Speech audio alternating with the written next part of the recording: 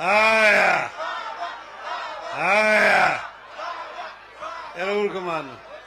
Yuthurwa. Adwana gonu yoro kamana hinya. Kumurwa kwa udichi makawuono. Tada wacho gimoro matin gi dho Kisungu.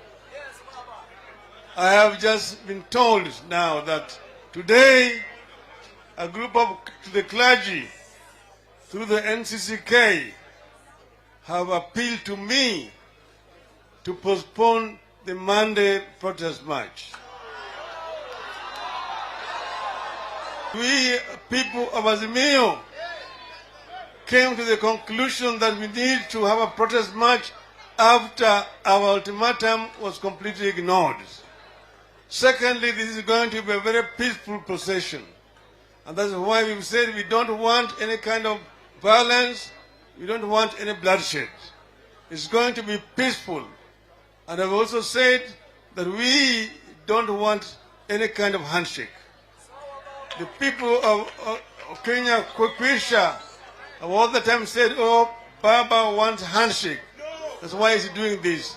We are not doing this because of handshake. We are doing this because it is the right thing to do to be able to get our rights back. Because of that, Monday is on. And I will hereby now declare today, in the name of Azimio, the Umoja One Kenya Alliance coalition, that Monday, 23rd of March, sorry, let me repeat again. We declare that Monday, the 20th of March, will be a public holiday.